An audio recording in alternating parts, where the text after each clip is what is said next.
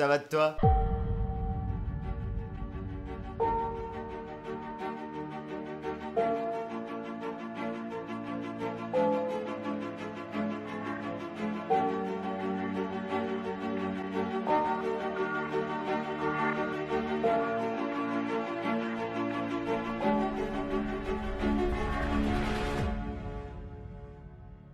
Mesdames et messieurs, bonjour et bienvenue sur cette nouvelle vidéo d'impression 3D. Aujourd'hui, on va se retrouver pour parler de ceci. Vous allez me dire, Peanut, c'est une tête de mort en fait. Oui, mais non, c'est une tête de mort, d'accord. Ce dont je vais vous parler aujourd'hui, c'est pas vraiment de la tête de mort, mais plutôt de la couleur de la tête de mort. Parce que vous pouvez le voir, cette tête de mort, elle a été imprimée avec un filament translucide. Et aujourd'hui, dans cette vidéo, on va parler justement du filament translucide. Parce que jusqu'à maintenant, dans toutes mes vidéos impression 3D, vous avez pu voir différents objets de différentes couleurs. Allant du blanc, noir, bleu, rouge, vert, jaune, enfin bref, toutes les couleurs possibles. Et là, hier, j'ai reçu un colis d'LV3D.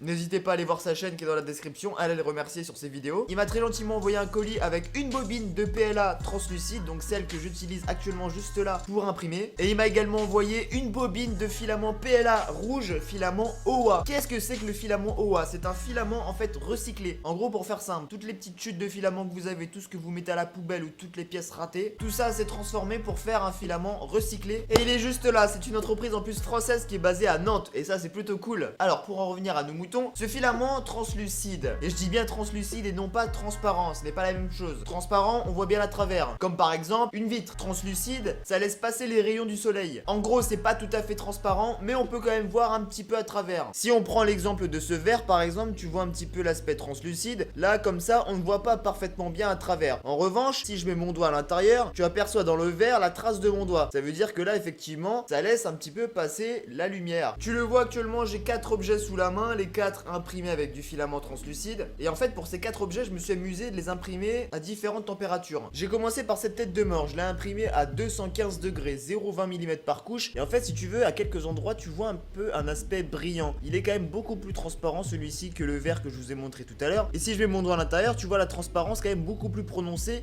que le verre de tout à l'heure. À la base, cette pièce c'est tout simplement fait pour accueillir un verre. Normalement c'est imprimé un peu plus grand et dedans tu glisses ton verre tout simplement. Je sais pas ce que vous en pensez, moi je trouve ça quand même plutôt original et plutôt stylé. Ça te fait des pièces un peu style cristal. La deuxième pièce que j'ai imprimée avec ce filament translucide, c'est ce verre. Ce verre lui il a été imprimé à 205 degrés, soit 10 degrés de moins que la tête de mort de tout à l'heure. Ici tu le vois, j'ai bien l'impression que la transparence est moins prononcée. Donc ça veut dire que là c'est un peu moins transparent que la tête de mort de tout à l'heure. Donc si on essaie de tirer des conclusions, on pourrait dire que plus on augmente en température et plus ça va être transparent. Et j'ai bien l'impression que ça s'avère vrai de par mes tests, puisque là j'ai fait ce petit diamant et c'est vrai que ce diamant est déjà beaucoup plus clair que le verre. Je l'ai imprimé à 230 degrés celui-ci. La température maximale du filament translucide c'est 230 degrés, donc je me suis dit je vais l'imprimer à la température la plus chaude. Mais ce qui est drôle c'est que j'obtiens pas le même résultat que la tête de mort. La tête de mort j'ai l'impression que ça tire beaucoup plus vers le transparent que ça. Alors j'avoue que j'arrive pas forcément à piger, puisque là on a un truc à 215, là on a un truc à 230, donc soit 15 degrés de plus. Et là, on a 10 degrés de moins, 205, 205, 215 et 230. Et quand je les mets côte à côte, je dois avouer que je vois pas une si grosse différence que ça, donc je comprends pas vraiment. J'ai imprimé une 4ème pièce pour mon test, j'ai fait ce petit dé. Et ce dé, alors mis à part le fait que la face numéro 1, elle n'y soit pas, c'est tout plat, j'ai pas compris. Mais sinon, ce dé, il a été fait, lui, à 210 degrés. Donc en gros, j'ai des pièces à 205, 210, 215 et 230 degrés. Et j'avoue que pour le coup, on observe une